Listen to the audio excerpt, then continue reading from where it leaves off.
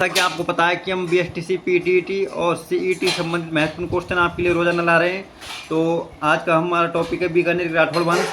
तो बिना समय गवाए हम फटाफट करते हैं इसका प्रारंभ। तो बीकानेर का पहला प्रश्न, बीकानेर के राठौड़ वंश के संस्थापक माने जाते हैं। बीकानेर के राठौड़ वंश के संस्थापक कौन माने जाते हैं? तो बताएंगे आप मेरे को। बीकानेर के राठौड़ वंश के संस्थापक तो राव बीका और राव बीदा है, जो बीका के भाई हैं। प्रश्न नंबर 2, बीकानेर स्थापना दिवस कब माना जाता है? बीकानेर स्थापना दिवस, तो सब आपको सेम क्वेश्चन से लगे, वो ऑप्शन से लग रहे होंगे, लेकिन बताएंगे आप मेरे को फटाफट। तो इसमें आएगा वैशाख शुक्ल तृतीया, जिसे अक्षय तृतीया के नाम से जाना जाता है। प्रश्न नंबर 3, बीकानेर की राठौड़ों की प्रारंभिक राजधानी थी। बीकानेर के राठौड़ वंश की जो प्रारंभिक राजधानी कौन सी थी? तो ये थी कोडमेश्वर, जिसे कोदमेश्वर भी बोला जाता है। और जूनागढ़ बीकानेर में स्थित एक किला है। किशनगढ़ नागौर में स्थित है, जहाँ बनेठनी संबंधित है। अगला प्रश्न है, बीकानेर का प्राचीन नाम। बीकानेर का प्राचीन नाम जवाली प्रदेश तो हो नहीं सकता, जवाली जालोर को बोला जाता है। और जांगल प्रदेश, तो बीकानेर प्राचीन नाम है जांगल प्रदेश। मत्स्य, अलवर और इसके आसपास का क्षेत्र है। डांग प्रदेश करौली और धौलपुर से संबंधित है। तो अगला प्रश्न है, राति घाटी का युद्ध कब हुआ? राति घाटी का युद्ध, राति घाटी का संबंध बीकानेर से है। राति घाटी का युद्ध बताएंगे आप मेरे को। राति घाटी का युद्ध, तो राति घाटी का युद्ध हुआ था 1534 ईस्वी में, और ये राव जैत सिंह व कामरान के मध्य हुआ था 1734 में। अगला प्रश्न नंबर 6, बीकानेर का प्रथम शासक जिसने मुगलों की अधीनता स्वीकार करी, अर्थात बीकानेर का कौन सा शासक था जिसने मुगलों की अधीनता स्वीकार करी? तो वह था राव कल्याणमल। राव कल्याणमल था बीकानेर के प्रथम शासक जिसने मुगलों की अधीनता स्वीकार करी। तो अगला प्रश्न है, और राव बी का ये प्रारंभिक शासक है बीकानेर का। प्रश्न नंबर 7, राजपूताना का कर्ण नाम से किस शासक को जाना जाता है? राजपूताना का कर्ण के नाम से किस शासक को जाना जाता है? तो वो है राजपूता का कर्ण महाराजा राय सिंह। महाराजा राय सिंह को राजपूताना का कर्ण कहने वाले मुंशी देवी प्रसाद थे। मुंशी देवी प्रसाद ने बोला था राजपूताना का कर्ण। तो अगला प्रश्न है, जगमाल और फत्ता की गजारूढ़ मूर्तियाँ बीकानेर के किस दरवाजे पर लगी हुई है? अर्थात महलों में बहुत से दरवाजे होते हैं जिनके भिन्न भिन्न नाम थे पहले, जैसे रामपोल, सूरजपोल, बादलपोल, नींबूपोल इत्यादि। तो आप बताएंगे मेरे को, जगमाल और फत्ता की गजारूढ़ मूर्तियाँ हैं जो बीकानेर में स्थित थी पहले, तो वो किस पोल पर स्थित थी? वो थी सूरजपोल पर। किस? सूरजपोल। प्रश्न नंबर 9, महाराजा की उपाधि धारण करने वाला बीकानेर के प्रथम शासक। महाराजा की उपाधि धारण करने वाला प्रथम शासक कौन था? तो महाराजा की उपाधि धारण करने वाला प्रथम शासक महाराजा राय सिंह। अकबर ने इसको महाराजा की उपाधि दी तथा 4000 रुपये का मनसब भी दिया। अगला प्रश्न है, जैसे बीकानेरी भुंजिया, जिसको आप अच्छी तरह जानते हो, वर्तमान में प्रचलित भी है, अपना नाम देश भर में कमा रही है, देश में नहीं विदेश में भी कमा रही है।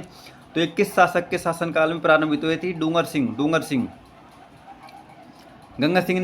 गंगा नहर का निर्माण करवाया था, आपको पता होगा। तो अगला प्रश्न चलते हैं हम 11वां, 1857 क्रांति में बीकानेर के किस शासक ने अंग्रेजों की सहायता की? जब 1857 क्रांति राजस्थान में चल रही थी, जिसमें छह छावनियों संबंधित राजस्थान में, तो आप बताएंगे मतलब किस शासक ने सहयोग किया अंग्रेजों का? तो वो था सरदार सिंह, जिसने अपनी सेना राजस्थान से बाहर भेजी थी, और इसको शायद 41 गांव अंग्रेजों ने दिए थे। करणी माता का मंदिर बताएंगे इसको फटाफट बिना समय गंवाए, तो सरल सा है करणी माता। तो ये बीकानेर में, करणी माता का मंदिर बीकानेर में था। जैसे जैसलमेर में पता होगा आपको कौन सी माता है? कमेंट में बता, मैं आपके उत्तर का इंतजार करूंगा जैसलमेर में कौन सी माता का मंदिर है।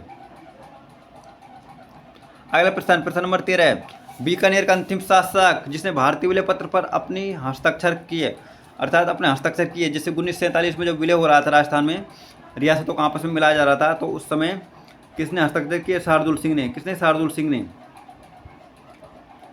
प्रश्न नंबर 14, बीकानेर के शासक महाराजा गंगा सिंह की ऊँट की सेना थी, सेना थी। महाराजा गंगा सिंह के पास एक ऊँट की विशाल सेना थी, जिसको गंगा रिसाला के नाम से जाना जाता है। गंगा रिसाला, जिसने बक्सर युद्ध में भी भाग लिया था। प्रश्न नंबर 15, बीकानेर का राठौड़ राजवंश मूल रूप से किस स्थान से संबंधित है? अर्थात बीकानेर के राठौड़ वंश से ये एक शाखा के रूप में बीकानेर, लेकिन ये कहाँ से आए थे? तो आए थे जोधपुर। कहाँ से? जोधपुर से।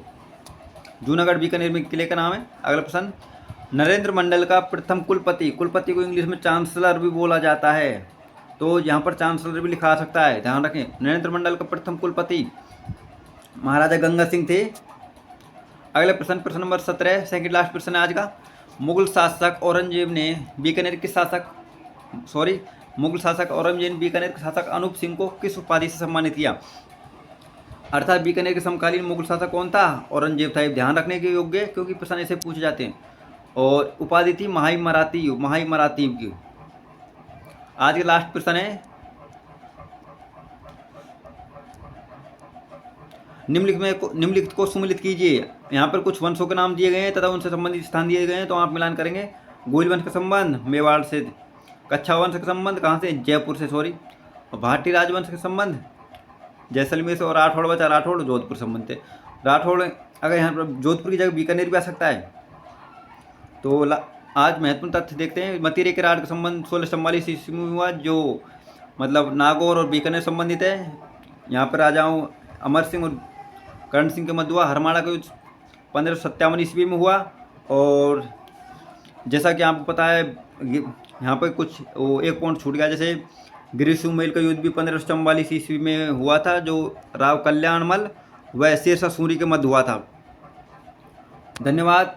आज के क्वेश्चन पूरे होते हैं। Thanks for watching my YouTube channel MK Job 02। Please share करें, सपोर्ट करें। धन्यवाद।